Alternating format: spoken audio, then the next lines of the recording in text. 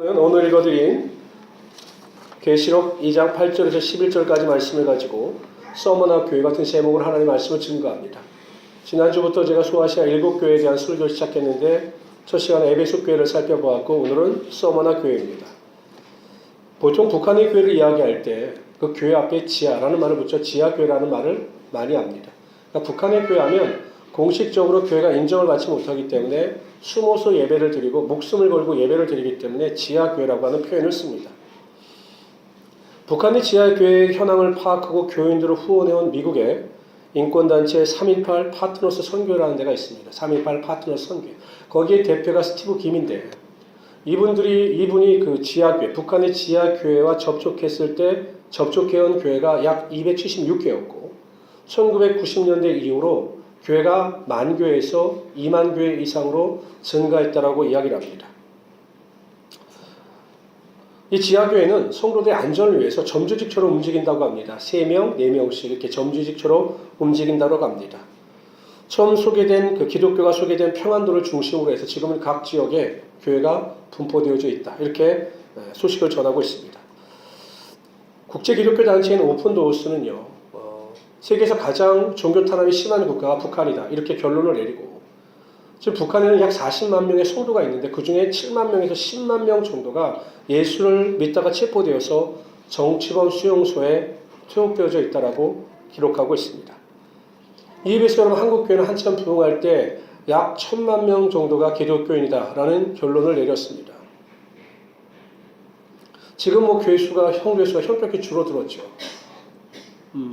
저도 가끔 이렇게 지방에서 교회 성도 수를 취합할 때 보면 거의 배를 부풀리시더라고요. 배를. 그건 한국교회 성도 수가 굉장히 과장된 거죠. 근데 그거에 비해 수가 더 줄었습니다. 첫 번째 이유는 교회의 타락이고 두 번째는 마지막 때 예수님께서 분명히 말씀하시기를 알곡과 쭉정이를 가르신다라고 말씀하셨기 때문에 아마 성도들 사이에서도 알곡과 쭉정이를 가르시고 있는 것일 겁니다. 그러면서 제가 이런 질문을 던져봤습니다. 과연 하나님께서 기뻐하시는 교회는 어떤 교회일까? 북한의 지하교회일까? 한국의 교회일까?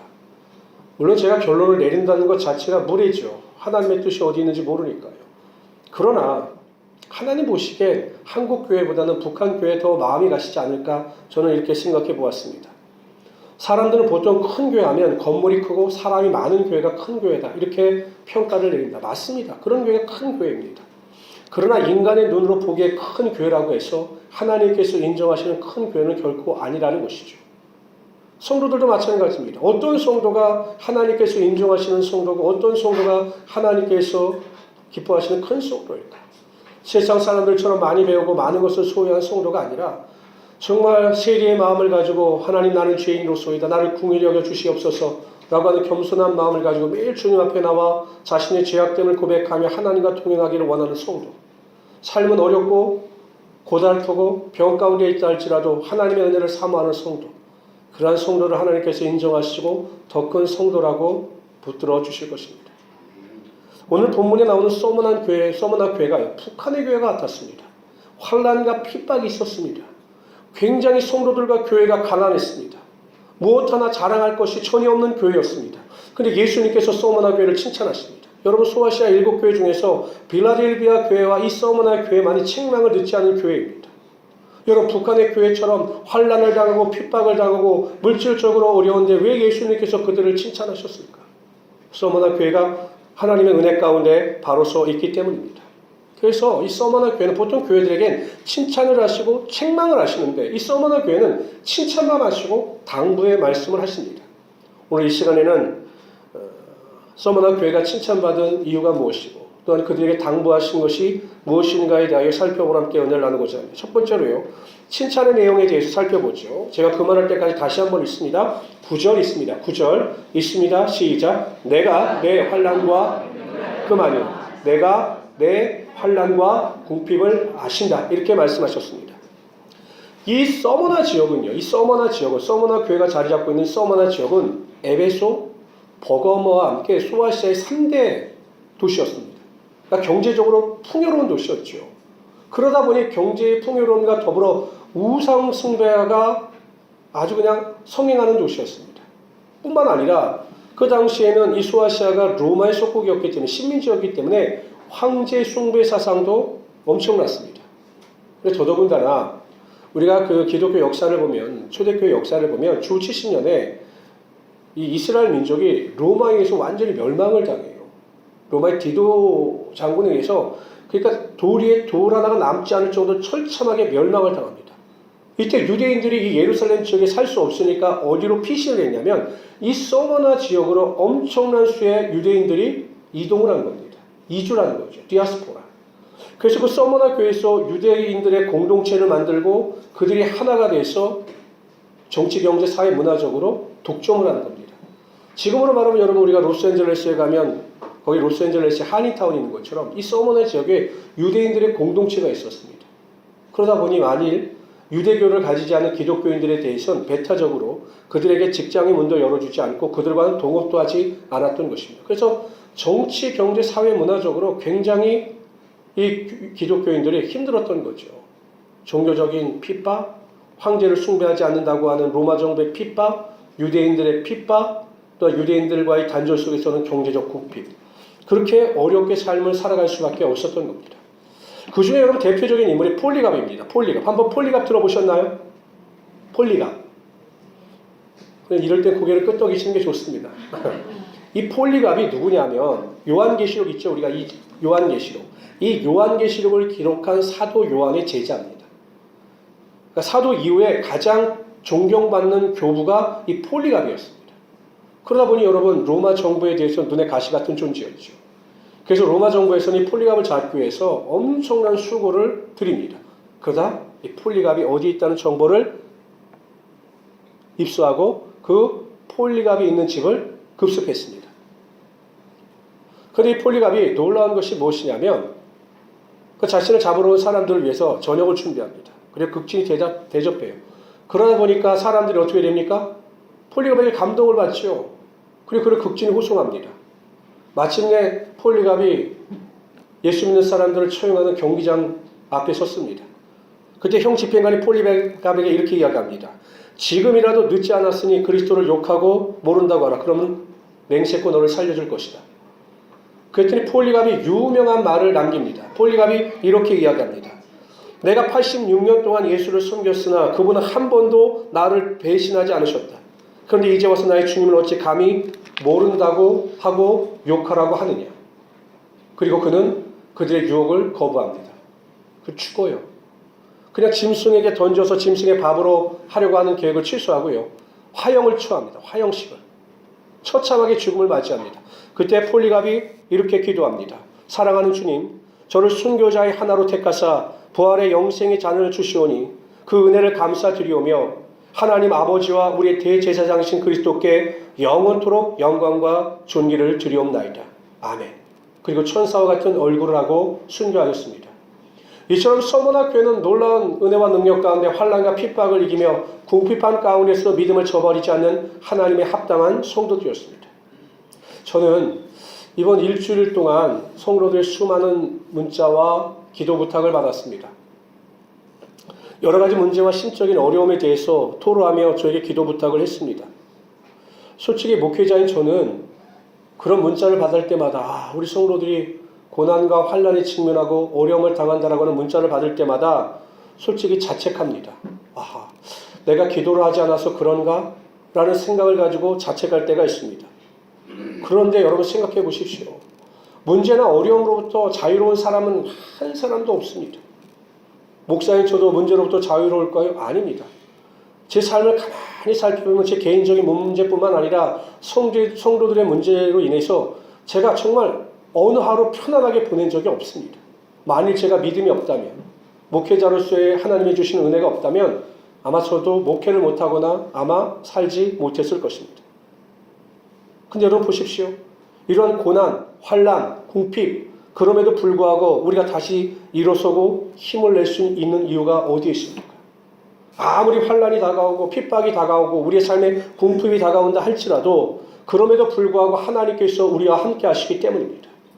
우리가 아무리 어렵고 환난과 고난과 궁핍함 속에 있다 할지라도 하나님의 능력의 손이 우리를 붙잡고 계시며 우리의 삶을 인도하시고 우리에게 위로를 주시기 때문에 우리가 환난과 핍박과 궁핍함 가운데서도 능히 이기며 살아갈 수 있게 되는 것입니다. 예수를 믿는 사람들은 내일이 없다라고 이야기합니다. 그러나 분명히 기억하십시오. 아무리 환난과 핍박과 어려움이 있다 할지라도 하나님께서 여러분들과 함께 하시기 때문에 여러분들이 모든 일에 넉넉히 이기며 살아갈 수 있게 되는 것입니다. 그런데 여러분 보세요. 환난과 궁핍이 있어요. 너무 어렵습니다. 다른 사람들이 보기엔 전혀 아닌데 오늘 본문에 보면 예수님께서는 서머나 교회를 향해서 너희가 부유한 자라고 말합니다. 제가 아까 읽었던 구절을 다시 한번 읽어봅시다. 있습니다. 시작. 내가 내 환난과 궁핍을 알거니와 실상은 그만 내가 부유한 자다. 내가 부자다. 이렇게 말씀하고 있습니다. 여러분 가난한 교회입니다. 어려운 교회입니다. 그런데 예수님은 그들을 어렵다, 가난하다 이렇게 말씀하시는 것이 아니라 부유하다라고 선포하고 계십니다. 그렇게 따지면 여러분, 저와 여러분도 부유한 자입니다. 믿으십니까? 지금 정말 되는 일이 없습니다. 모든 것이 막힌 것 같아요. 직장의 문제도, 사업장의 문제도, 자녀의 문제도, 건강의 문제도 막힌 것 같습니다. 희망이 없어 보입니다. 그래서 내가 너무 힘이 듭니다. 아무것도 없는 자 같습니다. 그러나 하나님께서는 여러분들을 향해서 부유한 자다라고 말씀하고 있는 것입니다. 그런데 아무 근거도 없이 하나님께서 여러분들을 그냥 무조건 부유한 자다 이렇게 말씀하지 않습니다. 여러분들이 부유한 자이기 때문에 부유한 자라고 말씀하시는 거죠. 첫째, 우리가 부유한 이유는 예수 올 때 복음으로 구원을 얻어 영생을 소유했기 때문입니다. 사도 바울이 세계 선교를 마치고 예루살렘에 올라갔다가 억울한 누명을 쓰고 체포를 당합니다. 그때의 총독이 누구냐면 벨릭스입니다. 벨릭스. 근데 벨릭스가 보기에도요, 죄가 없어요. 더군다나 이 사도 바울은 자신의 선교를 위해서 내가 로마의 가이사, 황제에게 가서 재판을 받겠다라고 주장했기 때문에 이 벨릭스가 할 수 있는 일이 아무것도 없는 겁니다. 그래서 시간이 흘러서 총독이 바뀌어요. 베스도로. 베스도가 와보니 자기도 골치가 아픈 겁니다. 이건 종교적인 문제이지 정치적인 문제가 아니기 때문에 어떻게 손을 쓸 수가 없는 겁니다. 그때 헤롯 아그리빠 왕이 이 베스도를 인사차 방문하게 되고 베스도가 이제 헤롯 아그리빠에게 부탁하는 겁니다. 유대인들이 이 사도 바울을 잡아와서 문제가 있다고 하는데 내가 보기엔 전혀 문제가 없는데 나는 당신들의 종교 문제에 대해서 깊은 지식이 없으냐면 당신이 그 사람과 이야기를 나눠봐라 부탁을 합니다. 이게 이제 사도 바울이 결박에 대해서 나타나게 되죠. 그리고 이 사도 바울이 이야기합니다. 자신이 어떻게 예수를 만났으며 부르심을 받았는가에 대해서 영적인 일에 설명을 하고 그들에게 그리스도의 복음의 능력에 대해서 전포합니다. 베스도가 보기에는 이해가 되지 않죠. 영적인 일은 영적인 것으로 분별해야 되는데 뭐 예수의 음성을 들었다는 등 뭐 이런 이야기를 하니까 도저히 이해가 되지 않는 겁니다. 그래서 베스도가 이야기합니다. 사도 바울에게 대해서 바울아, 네가 정말 많이 배우더니 그 학문이 너로 하여금 미치겠다. 이 기독교 학문이 너를 미치겠다. 이렇게 이야기합니다. 또 헤롯 아그리빠 왕은 뭐라고 이야기하냐면 네가 정말로 정말 가치 없는 말로 나를 예수쟁이로 만들려 하는구나 라고 멸시합니다. 여러분 보통 사람들 같으면 주눅이 들어야 되죠. 그런데 사도 바울이 뭐라고 이야기를 합니까? 말이 많으나 적으나 당신과 여기 있는 모든 사람들이 내가 결박한 것 외에는 다 나와 같이 되기를 원합니다 라고 선포합니다. 다른 사람들이 보기엔 사도 바울은 정신병자예요. 정말 많은 학문을 가지고 그 출세길이 보장되어져 있는 그 가말리엘 문화생을 포기하고 예수라고 하는 그 사람을 쫓아나감으로 그의 삶이 완전히 망가진 정신병자입니다. 다른 사람들은 사도 바울에 대해서 형편없이 이야기하지만 사도 바울은 부요의식이 있었던 겁니다. 나는 하나님 나라에 구원받은 자로서의 부요의식이 있었기 때문에 다른 사람들 앞에 자기 자신에 대하여 담대하게 선포하고 있는 것이죠. 제가 아까 아침에는 퀴즈를 내니까 한 번에 맞히시던데요. 혹시 여러분들 롯데타워 가보셨나요? 그 전망대 한번 올라가 보셨습니까? 안 가보셨어요? 우리 성도들은 항상 말씀과 기도로만 삶을 사시기 때문에 안 가보셨어요? 거기 100층에 가면 로얄 스위트룸이 있대요. 그 꼭대기 100층에 가면 호텔 중에 로얄 스위트. 근데 그 하룻밤 자는데 가격이 얼마인 줄 아십니까? 얼마쯤 될 것 같아요? 호텔에서 여러분도 호텔에서 주무셔 보셨죠? 얼마짜리 호텔에서 주무셔 보셨습니까? 혹시 꿀을 들고 오셨습니까? 꿀 먹은 벙어리처럼? 얼마짜리에서 주무셔 보셨어요? 30만 원이요? 전 잘 모르겠어요. 항상 패키지로만 다녀가지고. 근데 그 스위트룸이 하루 자는데 2천만 원이래요. 그러니까 여러분들 연봉은 이거보다 많으시겠죠? 2천만 원. 누가 거기서 잘까요? 제가 보기엔 만수르밖에 못 잘 것 같아요. 만수르. 뭐 대기업 부호들이나 이런 부자들만 거기서 잘 수 있죠. 2천만 원이면 그 어떻게 가당치도 한 일입니까? 우리 같은 사람들은 절대 꿈도 못 꿀 겁니다. 들어갈 수도 없습니다. 가고 싶다고 해서 갈 수가 없죠. 2천만 원의 대가를 지불해야 되는데 어떻게 우리가 거길 들어갑니까? 그럼 여쭤보죠. 여러분, 천국에 들어갈 수 있는 영생의 가치는 얼마나 될까요? 여러분 예수 믿어 구원을 받아 하나님 나라에 들어갈 수 있습니다. 그 가치가 얼마나 될까요? 한 2천만 원 될까요? 여러분 예수 그리스도의 보혈의 은혜와 능력을 믿지 아니한 자면 천국에 들어갈 수가 없습니다. 그 가치는 이 땅에 있는 가치로는 환산할 수가 없어요. 아무리 부자도 못 들어갑니다. 우리나라 대기업의 총수도 못 들어갑니다. 아까 제가 말했던 만수르도 못 들어갑니다. 아무리 많은 돈을 가졌다 할지라도 천국에 들어갈 수 있는 자격이 주어지지 않았습니다. 천국은 그만치 가치 있는 것이고 누구에게나 허락된 것이 아닙니다. 그런데 보십시오. 여러분들이 천국을 소유했고 천국 백성이고 천국에 들어갈 수 있는 특권을 소유했기 때문에 우리는 부유한 자고 하나님 나라의 부자인 것입니다. 믿으십니까? 여러분 그것을 믿지 못하기 때문에 우리가 조금만 잃고 어려워도 한탄하고 슬퍼하는 것이죠. 내가 이 땅에서 이룬 것이 하나도 없다. 내가 가진 것도 없다. 집 한 칸 없다. 넓은 집 하나 없다. 이게 원망하고 불평하는 것이지 내가 천국을 소유하고 영생의 가치를 소유한 부유한 자다라고 생각한다면 우리가 이 땅을 살아가면서 궁핍함과 환난 앞에서도 기뻐하며 감사할 수 있게 되는 것입니다. 두 번째로 우리가 부유한 이유는요. 우리가 통장이 하나님 나라의 통장의 잔고가 가득하기 때문에 그래요. 세상 사람들은 어떻습니까? 빈손으로 왔다? 빈손으로 갑니다. 빈손으로 이 땅에 왔다 많은 부를 축적하지만 죽을 때는 빈손으로 갑니다. 그래서 수에는 주머니가 없다라고 하죠. 여러분들 어떻습니까? 빈손으로 왔다가 빈손으로 갈까요? 문제가 조금 알딸딸하죠? 여러분들은 빈손으로 왔다 빈손으로 가지 않아요. 빈손으로 왔지만 이 땅에서 주님을 위해서 살았던 그 헌신의 모든 상급이 하나님 나라에 쌓이기 때문에 빈손으로 가는 것이 아니라 천국의 통장 잔고가 가득하여 하나님 나라에 들어갔을 때 그 삶의 열매를 쫓아 칭찬과 영광과 존귀를 얻게 된다는 것입니다. 여러분들이 주님을 위해서 이 세상을 살아가는 모든 행위가 헛된 것이 아니에요. 여러분 오늘 같은 경우도 얼마나 날씨가 좋습니까? 어저께 금요일날 보니까 산으로 둘러 놀러가는 사람들이 너무나 많아요. 근데 여러분들은 예배의 자리를 지키고 주님 앞에 나와서 헌신하기 위하여 이 자리에 나오는 것 아니겠습니까? 여러분들에게 이 행위 하나하나가 헛된 것이 아니라 하나님 나라의 상급으로 다 쌓이기 때문에 주님 앞에 바로 섰을 때 그 통장의 잔고를 보면서 기뻐하고 즐거워하기 때문에 여러분들이 부유한 자다 이렇게 말씀하고 있는 것입니다.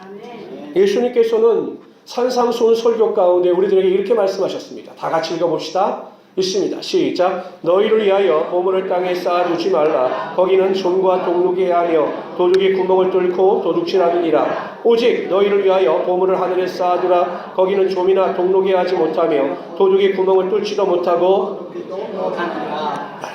우리가 천국의 상급을 쌓게 되면 어느 누구도 그것을 해할 수가 없습니다. 여러분들이 행하는 대로 여러분들이 모든 헌신하는 대로 그대로 하나님 나라의 상급이 쌓이고 지금도 여러분의 그 수고와 헌신이 하나님 나라의 잔고의 통장의 잔고로 쌓이게 되는 것입니다. 그래서 여러분들이 부유한 자입니다. 이 세상에 육신을 입고 와서 많은 것을 얻고 부자로 살았지만 예수를 모르는 자들에게는 인생은 허무합니다. 그러나 여러분들이 이 땅에 육신을 입고 와서 사는 동안 하나님을 위하여 살았기 때문에 여러분들이 이 생의 모든 순간을 마치는 순간 하나님 나라의 그 상급을 쫓아 칭찬과 영광과 존귀를 얻기 때문에 여러분들은 부자인 것입니다. 이러한 믿음을 가지고 승리하신 우리 귀한 성도들이 되시기를 주님으로 축원합니다. 성경은 가끔 역설적 표현을 씁니다. 역설적 표현. 서로 대조적인 단어를 통해서 우리의 삶의 신분이 어떠한가에 대해서 강조합니다. 대표적인 성경이 고린도후서 6장 8절에서 10절입니다. 다 같이 한번 읽어봅시다. 시작. 영광과 욕됨으로 말미암으며 악한 이름과 아름다운 이름으로 말미암으며 속이는 자 같으나 참되고 무명한 자 같으나 유명한 자요 죽는 자 같으나 보라 우리가 살고 징계를 받는 자 같으나 죽임을 당하지 아니하고 근심하는 자 같으나 다시 시작. 근심하는 자 같으나 아무것도 없는 자 같으나 모든 것을 가진 자로다. 여러분들은 모든 것을 가진 자들입니다. 이러한 부요의식을 가지고 살아갈 때 어떠한 환난과 핍박과 고난과 궁핍이 다가온다 할지라도 우리가 그것이 압도되는 것이 아니라 믿음의 능력을 가지고 넉넉히 이기며 살아가게 될 것입니다. 이러한 믿음을 가지고 승리하시는 하나님의 귀한 성도들이 되시기를 주님으로 축원합니다. 두 번째로 이번에는 서머나 교회를 향한 당부의 말씀에 대해서 살펴보도록 하겠습니다. 첫째, 당부한 말씀이 무엇이냐면 장차 받을 고난을 두려워 말라 이렇게 말씀하셔요. 우리 10절 다 같이 한번 읽어봅시다. 10절 시작. 너는 장차 고난을 두려워 말라. 발차다 마귀가 나타나 너희 가운데 몇 사람을 오게 던져 시험하게 하리니 너희가 10일 동안 환난을 받으리라. 그 말이에요. 10일 동안 환난을 받으리라. 몇 사람은 감옥에 갇히게 될 것이다. 저는 이 당부의 말씀을 들으면서 이 당부의 말씀을 듣는 서머나교회 성도들이 얼마나 당황스러웠을까 이 생각을 해봤어요. 여러분, 지금 환난과 궁핍함이 너무 극심합니다. 그렇다면 그들이 듣고 싶은 메시지는 위로의 메시지 아니겠습니까? 서머나교회 성도들이여, 너희가 환난과 고난과 어려움에 직면해 있다 할지라도 하나님 안에서 부요의식을 가지고 견디면 너희들에게 축복의 능력이 임할 것이다. 이 메시지를 듣고 싶은데 예수님은 다시 서머나교회에게 선포하시기를 또한 고난과 환난이 올 터이니 너희가 마음의 각오를 가지고 그것을 넉넉히 이겨라 이렇게 선포하고 있는 겁니다. 얼마나 당황스러울까요? 여러분, 이것이 피부에 와닿지 않지요? 네? 피부에 와닿지 않지요? 예를 들면 이런 겁니다. 우리 동우 형제가 저에게 찾아왔습니다. 목사님, 제가 직장 문제도 그렇고 여러 가지 문제가 있어서 마음이 무겁습니다. 목사님, 저를 위해서 좀 기도 좀 해주십시오. 그럼 제가 동우 형제를 붙잡고 열심히 기도합니다. 하나님, 우리 동우 형제가 직면한 문제가 해결되게 하여 주시고 직장 속에서도 축복하여 주시고 모든 가정, 행복한 가정을 이루게 하여 주시고 복의 복을 더하여 주십시오. 예수님으로 축복하며 기도합니다. 했습니다. 그리고 뒤돌아서 힘을 얻고서 목사님, 제가 다시 한번 힘을 내서 열심히 하겠습니다 하고 돌아가는 동우 형제에게 동우 형제, 내일부터 더 큰 고난과 환난이 있을 터이니 마음의 준비를 단단히 해. 이 사람 심정이 어떨까요? 내가 괜히 왔나 보다 이런 생각하지 않겠어요? 지금 서머나 교회에게 그런 말씀을 하고 있는 겁니다. 너희가 당한 고난과 환난은 이제 시작에 불과하다. 또한 고난과 환난과 문제에 직면하게 될 것이다. 이런 말씀을 하고 있는 겁니다. 그러면서 구체적인 고난의 성격에 대해서 설명하셔요. 몇 사람이 옥에 갇히게 될 것이고 10일 동안 그러한 고난과 환난을 당하게 될 것이다 라고 말씀하고 있습니다. 근데 우리는 이 10이라고 하는 숫자에 주목해야 합니다. 10. 이 10이 의미하는 것이 무엇일까?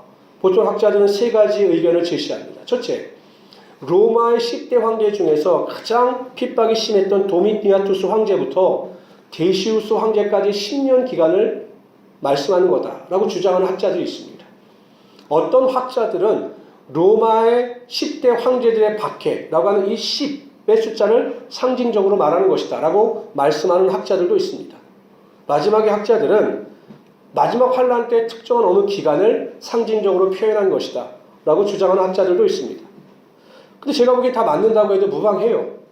왜냐하면 여기서 10이라고 하는 숫자가 강조하는 것은 제가 보기에 상징성이 아닙니다. 10이라고 하는 이 숫자가 강조하는 것은 고난의 상징성을 보여주는 것이 아니라 고난의 한계성을 보여주는 거예요. 10이라고 하는 숫자 안에 고난이 끝날 것이다. 고난이 지속적인 것이 아니라 단지 이 10이라고 하는 숫자 안에, 이 기간 안에 너희가 당하고 있는 모든 고난이 끝날 것이다. 이렇게 말씀하고 있는 것입니다. 여러분, 정말 감사한 말씀 아닙니까? 여러분, 우리가 고난을 당하는데 고난의 끝이 없다면 얼마나 절망스러울까요? 그러나 고난에는 끝이 있다는 것입니다. 우리가 당하는 고난은 영원하지 않습니다. 끝이 있습니다. 그런데 더 감사한 것은 무엇이냐면 우리가 당하는 이 고난의 끝 뒤에는 하나님의 영광이 우리의 삶 가운데 임하게 된다는 것이죠.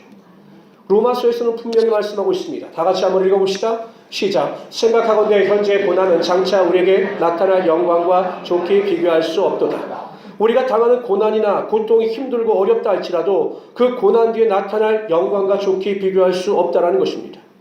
여러분, 우리가 안고 있는 문제나 어려움이나 고난은 반드시 끝이 있습니다. 그리고 그 끝 뒤에는 하나님께서 우리에게 채워주시는 영광이 있습니다. 영광의 환희가 있고 영광의 기쁨이 있는 것입니다.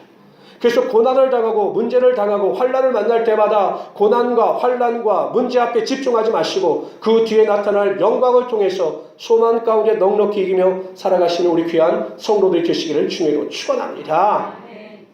여러분들 등산 좋아하십니까? 등산? 그렇죠. 저 닮아서 안 좋아하실 것 같아요. 저는 왜 내려올 산을 왜 올라갈까 이렇게 생각하는 사람인데, 제가 한 번은 사람들이 왜 등산을 좋아하나 한번 해보려고 저 수리산을 정복하기로 결심을 했어요. 맨 처음엔 한 중간 정도만 가려고 갔는데 보니까 표지판에 꼭대기인 국기봉까지 200m밖에 안 남았다는 거예요. 야, 200m면 내가 이거 한 30분 안에 가겠다 라고 생각해서 갔는데, 이게 길이가 200m가 아니라 나중에 알고 보니까 높이가 200m였어요. 높이가. 그러니까 지금 올라가는데 한 1시간을 헤맨 것 같아요. 1시간. 막 숨이 턱까지 올라오고, 야, 올라오면서 내가 여기를 왜 올라왔나 엄청 회의했죠. 그러나 내려갈 수는 없으니까 끝까지 올라갔습니다. 끝까지 올라가서 저 국기봉 정상에 올라가는 순간 제가 감탄을 했습니다. 와우! 왜냐하면 그 꼭대기에서 여러분 바라보는 풍경이요, 지금까지 당한 고통을 완전히 잊게 했습니다. 그래서 제가 생각했죠. 야, 이래서 사람들이 등산을 하는구나. 모든 사람들이 그 과정은 고통스럽지만 정상에 올라왔을 때 느끼는 이 환희와 기쁨 때문에 등산을 하는구나. 제가 그것을 확실히 알았습니다. 물론 그 뒤에는 한 번도 가지 않았지만 그때 제가 확실히 등산의 묘미를 알았습니다. 여러분, 우리의 삶에 당하는 고난도 마찬가지입니다. 당장 당할 때는 힘이 들어요. 문제 때문에 어렵습니다. 다른 사람이 그렇게 미워 보이기도 합니다. 그러나 분명한 것은 그 고난이 깊어지면 깊어질수록 우리의 삶에 다가오는 영광의 깊이도 크다는 것입니다. 산이 높으면 높을수록 골도 깊어요. 높은 산일수록 골이 깊습니다. 깊은 고난일수록 영광의 고가 더 높다는 것이죠. 이런 믿음을 가지고 고난 앞에서, 환난 앞에서, 문제 앞에서 낙심하지 마시고 하나님께서 베풀어 주신 영광을 기대하면서 살아가시는 하나님의 귀한 성도들이 되시기를 주님으로 축원합니다. 두 번째로 당부한 말씀은 무엇이냐? 죽도록 충성하라는 겁니다. 그냥 충성하는 것이 아니라 죽도록 충성하라는 겁니다. 지금 이게 우리의 시대에는 잘 어떤 의미인지 마음에 다가오지 않습니다. 그 당시 상황 속에서 이해합니다. 앞에서 말씀드렸듯이 그 당시에는요, 예수 그리스도를 믿는다는 것은 생명을 바치는 것 같았습니다. 순교자가 많이 발생했죠. 그러니까 죽도록 충성하라는 것은 죽을 각오를 하고 충성하라는 겁니다. 예수 그리스도를 위하여 죽도록 충성하다가 순교할 각오를 하고 충성하라는 것입니다. 우리가 살아가는 이 시대에는 순교할 일이 없어요. 선교사로 가서 헌신하지 않는 이상 순교할 일은 없습니다. 그렇다면 우리가 죽도록 충성한다는 것을 어떻게 적용할 수 있을까? 하나님의 일에 우선순위를 두고 그 일에 최선을 다하는 것입니다. 제가 초등학교 때까지는 축구를 했습니다. 다른 분들에게 이야기하면 믿질 않더라고요. 씨름이나 하셨겠지 무슨 축구를 하셨냐고. 믿질 않아요. 제가 초등학교 때까지 축구를 했습니다. 제가 경기도 대표했습니다. 소년체전에 나갔었어요. 그래서 제가 초등학교 6학년 때 인천에 가서 3개월 동안 합숙훈련을 했습니다. 그때 저희를 가르치던 코치가 전국 최고의 코치였어요. 그 전에도 소년체전에서 중등부를 우승시킨 코치였습니다. 근데 이 코치는 아주 독특한 게 있었어요. 운동장 안에서 실수하는 것에 대해서는 크게 나무라지 않아요. 그때 당시 저희들만 해도 구타가 합법화돼가지고요, 전반전 끝나고 운동 경기 못하면 저 뒤로 가서 엄청 맞았습니다. 근데 그 코치는 폭력 행사하지 않고 그 운동장 안에서 일어난 실수에 대해서는 전혀 뭐라고 그러질 않아요. 다 경기가 끝나고 한참 뒤에 다시 전술을 설명하면서 지적하고 부드럽게 이야기합니다. 근데 그 코치가 불효령을 치는 선수가 있습니다. 어떤 선수냐면 운동 경기가 다 끝나고 나왔는데도 불구하고 아직도 체력적으로 남아서 그냥 팔팔한 선수들은 가만두질 않았어요. 근데 실력이 좀 모자라더라도 그 운동장에서 진행을 탁 쏟고 나와서 경기가 끝났을 때 쓰러지는 선수들을 기용했습니다. 지금 가만히 생각해보면 그런 거죠. 최소한 운동선수라면 그 운동장에서 자신이 죽을 힘을 다해서 최선을 다하는 사람이 운동선수이고, 그러한 자들이 발전 가능성이 있기 때문에 그렇게 했다라는 생각을 제가 지금 가지게 된 겁니다. 죽도록 충성한다는 의미가 무엇이겠습니까? 이런 것 아니겠습니까? 여러분, 우리가 이 세상을 살아가는 동안 주님을 위해 일을 위해서 할 때 내 진액이 다 쏟아 없어질 정도의 최선을 다하며 살아갈 수 있어야 되는 것입니다. 조지 휘필드 목사님이 일기장에 이런 글을 썼습니다. 나는 썩어서 없어지는 것이 아니라 닳아서 없어지고 싶다. 주님의 헌신함으로 닮아서 없어지고 싶다. 이렇게 기록을 했습니다. 로마서에서는 분명히 말씀하십니다. 우리는 주의 것입니다. 사나 죽으나 자기를 위하여 사는 자가 없고 다 주를 위하여 산다. 여러분, 어찌하든지 이 땅에 우리가 살아가는 동안 주님을 위해서 충성을 다하시는 하나님의 귀한 성도들이 되시기를 주님으로 축원합니다. 서머나교회를 위하여 죽도록 충성을 하고 당부하신 그 예수님의 당부 속에서는요, 애정이 있었던 거죠. 이와 같이 우리 성도님들도 최선을 다하여 죽을 힘을 다하여 충성하시는 하나님의 귀한 성도들이 되시기를 주님으로 축원합니다. 서머나교회는 한마디로 고난과 환난, 궁핍함이 가득한 교회였습니다. 그러나 그들은 영적으로 부유한 교회였습니다. 그래서 칭찬을 들었습니다. 저는 우리 모든 성도님들이 예수님으로부터 이 서머나 교회처럼 책망이 아니라 칭찬만 듣는 하나님의 귀한 자녀들이 되시기를 바랍니다. 그러기 위해서 첫 번째, 여러분들이 소유하고 있는 영생의 가치, 천국에 대한 상급의 가치가 얼마나 대단하신 것인가를 깨닫고 환난이나 핍박이나 궁핍함 앞에서 낙심하지 말고 믿음으로 넉넉히 이기며 살아가시는 하나님의 귀한 성도들이 되시기를 주님으로 축원합니다. 두 번째로, 주일에 죽도록 충성하십시오. 그래서 인정받는 하나님의 귀한 성도들이 되시기를 다시 한번 주님으로 축원합니다. 기도합시다.